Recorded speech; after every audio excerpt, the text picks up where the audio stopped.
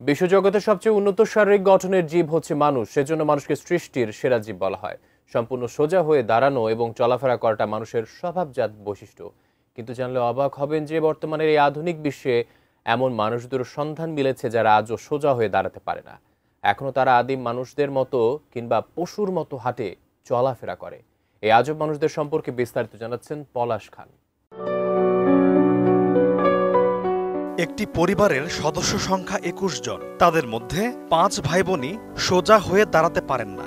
আদিমকালের মানুষের মতোই সামনের দিকে ঝুঁকে মুখটা কিছুটা উপরের দিকে তুলে ৪ হাত পায়ে ভর দিয়ে চলাফেরা করেন তারা। তাদের মেরুদণ্ডে, হাঁটুতে, পায়ে বা কোমরে কোনো গুরুতর সমস্যাও নেই। কিন্তু তবুও কেন তারা সোজা হয়ে দাঁড়াতে পারেন না?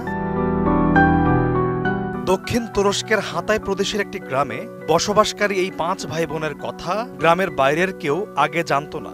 ২০০৬ সালে বিবিসির একটি তথ্যচিত্রের মাধ্যমে তাদের সম্পর্কে জানতে পারে বিশ্ববাসী। এই তথ্যচিত্রে উঠে আসে যে এই পরিবারের সদস্যরা তাদের হাতের তালু ব্যবহার করে ভাল্লুকের মতো হামাগুড়ি দিয়ে চলাফেরা করে। সেই থেকে ২০১৪ সাল পর্যন্ত তাদের মস্তিষ্কের স্ক্যান, রক্তের নমুনা যাচাই সহ কোনো ধরনের পরীক্ষায় বাদ রাখেননি গবেষকরা। কিন্তু আজব ব্যাপার হলো, কোনো পরীক্ষাতেই তাদের তেমন কোনো শারীরিক সমস্যা খুঁজে পাওয়া যায়নি। ফলে বিজ্ঞানীদের বিস্ময় আরও বেড়ে যায়।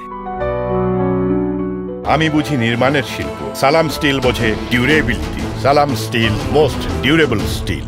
তবে ২০১৪ সালে ব্রিটিশ বিজ্ঞানীদের একটি গবেষণাপত্রে দাবি করা হয় যে তাদের দৈহিক আকৃতির বিষয়ে প্রথমে বিপরীত বিবর্তনের বিষয়টি ভাবা হলেও মূলত সেরিবেলার হাইপোপ্লাসিয়া নামের একটি বিরল জিনগত সমস্যার কারণে সোজা হয়ে দাঁড়াতে এবং হাঁটতে পারেন না তারা। বিজ্ঞানীরা জানান, এই রোগে শরীরের ভারসাম্য নষ্ট হয়ে যায়।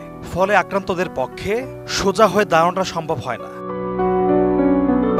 এছাড়াও লিভারপুল ইউনিভার্সিটির গবেষকদের একটি গবেষণায় বলা হয়েছে, আক্রান্ত মানুষগুলোর মস্তিষ্কে নিউরোলজিক্যাল পরীক্ষায় দারুণ কিছু ধরা পড়েছে।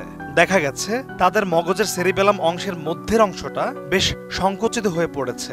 আবার কারো কারো ক্ষেত্রে দেখা গেছে তাদের মগজে সেরিবেলামের ওই অংশটিই নেই। পরবর্তীতে লন্ডন স্কুল অব ইকোনমিক্সের অধ্যাপক হামফ্রেকে উদ্ধৃত করে সংবাদ মাধ্যম বিবিসি জানায়, ৪ বোন ও ১ ভাই অস্বাভাবিক বৈশিষ্ট্য নিয়ে জন্ম নিয়েছিল। দুর্ভাগ্যক্রমে এই পরিবারটির এমন বৈশিষ্ট্য সম্পন্ন ৬ষ্ঠ সদস্যের মৃত্যু হয়। তিনি বলেন, সায়েন্টিফিক ফ্যান্টাসি যত বড়ই হোক না কেন, আমি এটা ভাবতেই পারি না যে মানুষ কোনো না কোনো ভাবে আবার পশুর দশায় ফিরে যেতে পারে। কিন্তু বিজ্ঞানীরা যাই বলুক না কেন, স্থানীয় মানুষরা এখনও তাদের দেখলে তাড়া করে, পাথর ছোড়ে, হাসি ঠাট্টা ও কটূক্তির মাধ্যমে উত্ত্যক্ত করে। আর তাই তারা বাড়ির বাইরে তেমন একটা বের হন না। দিনের বেশিরভাগ সময়ই লোকচক্ষুর আড়ালেই কাটে তাদের জীবনের সাদাকালো সময়গুলো। পলাশ খান, এটিএন নিউজ।